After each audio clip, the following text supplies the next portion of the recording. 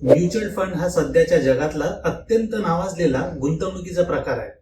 आज प्रत्येक व्यक्ती म्युच्युअल फंडामध्ये गुंतवणूक करण्याबद्दल बोलत आहे. टीव्हीवर सुद्धा आपण सतत जाहिराती पाहतो, म्युच्युअल फंड सही आहे.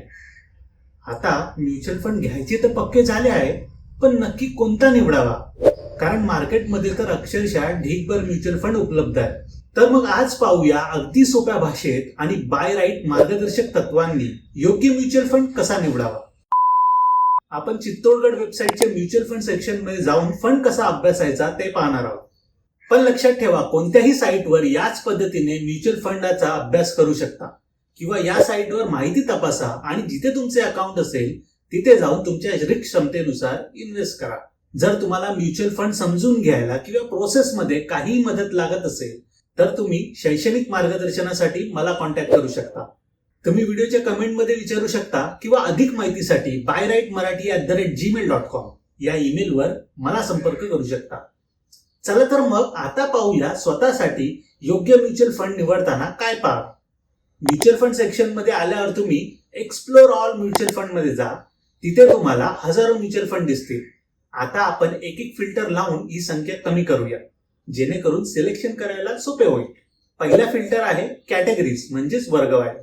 यात तुम्हाला इक्विटी, डेट आणि हायब्रिड असे प्रकार दिसतील. जाणून घेऊया हे नक्की काय आहे. इक्विटी म्हणजे शेअर मार्केटमधील स्टॉकमध्ये जे फंड प्रामुख्याने गुंतवणूक करतात. यात परताव्याची शक्यता जास्त असली तरी जोखीम असते. दुसरा म्हणजे डेट टाईप म्हणजेच गव्हर्नमेंट किंवा कॉर्पोरेट बॉन्ड मध्ये गुंतवणूक करणारे फंड. यात तुमचे पैसे कर्जाच्या स्वरूपात दिले जातात आणि त्यातून व्याज मिळते. इक्विटीच्या तुलनेत चढ उतार कमी असू शकतात, पण हे फंड पूर्णपणे जोखीम मुक्त नसतात. हायब्रिड टाईप मध्ये इक्विटी आणि डेट यांच्या दोघांचे मिश्रण असते. म्हणजे स्टॉक आणि बॉन्ड्स या दोन्हींमध्ये गुंतवणूक करून रिस्क आणि रिटर्न संतुलित करण्याचा प्रयत्न केला जातो. आता यात काय निवडावे हे तुमच्या आर्थिक उद्दिष्टांवरती आणि तुमच्या जोखीम घेण्याच्या क्षमतेवरती अवलंबून असते.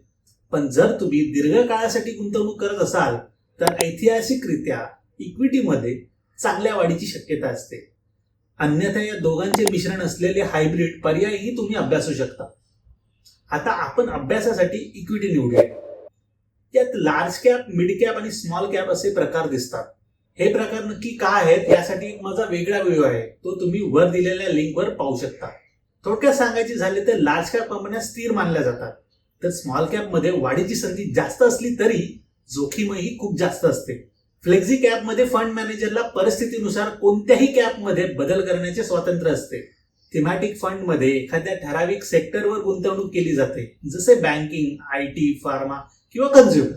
जर तुमचा कालावधी मोठा असेल म्हणजेच 5 ते 10 वर्ष असेल तर मार्केटमधील तात्पुरत्या चढ उतारांचा परिणाम कमी होण्याची शक्यता असते.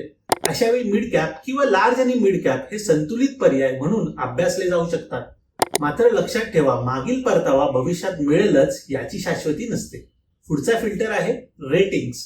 थर्ड पार्टी संस्था फंडाच्या कामगिरीनुसार रेटिंग देतात. आपण अभ्यासासाठी 4+ सिलेक्ट करूया, ज्याने 4 आणि 5 रेटिंग असलेले दोन्ही फंड यात येतात. परंतु केवळ रेटिंग पाहून गुंतवणूक करू नये, कारण रेटिंग काळानुसार बदलू पण शकतात. पुढचा फिल्टर आहे फंड हाऊस. फंड हाऊस म्हणजे कोणत्या कंपनीचा म्युच्युअल फंड आहे. आपण रेटिंगच्या आधारे अभ्यास करत असल्यामुळे हा फिल्टर सध्यासाठी आपण बाजूला ठेवू शकतो. त्यामुळे पुढचा फिल्टर आहे फंड साईज म्हणजेच AUM. AUM चा अर्थ आहे असेट अंडर मॅनेजमेंट. लोकांनी म्युच्युअल फंडात जमा केलेले एकूण पैसे म्हणजेच फंड साईज असते. खूप मोठी फंड साईज असल्यास कधी कधी छोट्या कंपन्यात गुंतवणूक करणे फंड मॅनेजरसाठी मर्यादित होऊ शकते, कारण त्यांच्याकडे पैसे इतके असतात की मार्केटमध्ये छोट्या कंपन्यांचे स्टॉक पुरेशा प्रमाणात उपलब्ध नसू शकतात. त्यामुळे तुम्ही निवडलेल्या कॅटेगरीची मिड रेंज जी असेल ती तुम्हाला तुमच्या अभ्यासासाठी चांगली असेल. त्यामुळे माझ्या या अभ्यासाच्या उदाहरणात मिड रेंज म्हणून 10,000 ते 50,000 कोटीची रेंज ही मी फंड साईज म्हणून घेत आहे. आता जे फंड समोर येत आहेत त्यांना 5 वर्षाच्या रिटर्न्स नुसार आपण सॉर्ट करूया, म्हणजेच उतरत्या क्रमाने लावूया. 5 वर्षाचा कालावधी हा फंडाची सातत्यपूर्ण कामगिरी पाहण्यासाठी महत्वाचा ठरतो. शॉर्ट टर्म मध्ये एखादा फंड चुकून जास्त रिटर्न देऊ शकतो, पण लॉंग टर्म मध्ये त्याची खरी क्षमता दिसून येते. या उदाहरणात समजा ही पहिली कंपनी आपली जिची फंड साईज 36,000 कोटी आहे, जी आपण ठरवलेल्या फंड साईज रेंज मध्येच असते, आणि दुसरी 92,000 कोटीची आहे, जिला आपण सध्याच्या अभ्यासातून वगळूया. त्याच्या पुढील सगळी माहिती एकाच वेबसाईटवरती नाहीये, म्हणून मी दुसऱ्या वेबसाईटची मदत घेतो. तिथे फंडाचे नाव सर्च केल्यावर तुम्हाला चार्ट दिसेल की गेल्या 3 वर्षात त्यांनी कसा परफॉर्मन्स दिला आहे. पुढची महत्वाची पायरी म्हणजे एक्सपेन्स रेशो. हा फंड मॅनेज करण्यासाठी कंपनीने हा आकारलेला खर्च असतो. म्युच्युअल फंड मध्ये 2 प्रकार असतात. एक रेग्युलर जो एजंट मार्फत असतो आणि दुसरा डायरेक्ट जो तुम्ही थेट घेऊ शकता. एजंट असेल तर त्याचे कमिशन सुद्धा त्यात समाविष्ट असते. नेहमी डायरेक्ट प्लॅनचा विचार करा, कारण त्यात कमिशन नसल्यामुळे तुमचा निव्वळ परतावा वाढण्यास मदत होते. सामान्यतः 1% कमी एक्सपेन्स रेशो असेल तर तो अभ्यासासाठी योग्य मानला जातो. पुढचा मुद्दा म्हणजे होल्डिंग. फंडात नक्की किती कंपन्या आहेत हे तपासा.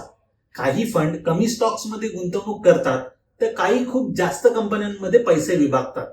तसेच फंडाच्या कॅटेगरीनुसार त्यात गुंतवणूक आहे की नाही हे पहा. उदाहरणार्थ स्मॉल कॅप फंड असेल तर त्यात बहुतांश कंपन्या स्मॉल कॅप कंपन्यांतच असणे अपेक्षित आहे, पण काही ठिकाणी असे नाही दिसत. एक्झिट लोड सुद्धा तपासा. बऱ्याच फंडात 1 वर्षाच्या आधी पैसे काढल्यास 1% पर्यंत दंड किंवा चार्जेस लागू शकतात. जर तुम्ही दीर्घकालीन गुंतवणुकीचा विचार करत असाल तर याचा तुमच्यावर मोठा परिणाम होत नाही. आणि शेवटी फंड मॅनेजरचा अनुभव सुद्धा पहा. तो मॅनेजर त्या फंडात किती काळापासून आहे. जर मॅनेजर वारंवार बदलत असेल तर फंडाच्या धोरणात बदल होऊ शकतो. गुंतवणूक करताना एकाच कॅटेगरीचे खूप सारे फंड घेऊ नका, कारण त्यामुळे विनाकारण ओव्हर डायव्हर्सिफिकेशन होते. तुमच्या रिस्क प्रोफाईलनुसार 2 ते 3 योग्य फंड निवडणे पुरेसे ठरू शकते. म्युच्युअल फंडात कोणता फंड निवडण्यापेक्षा शिस्तबद्ध गुंतवणूक म्हणजेच SIP सुरू ठेवणे जास्त महत्वाचे असते. तरीही तुम्हाला काही शंका असतील तर ते मला कमेंटमध्ये नक्की विचारा. अशीच माहितीपूर्ण व्हिडिओ घेऊन मी रोहित कापडी आपल्या समोर बाय राईट मराठीच्या माध्यमातून येत राहील. तोपर्यंत धन्यवाद.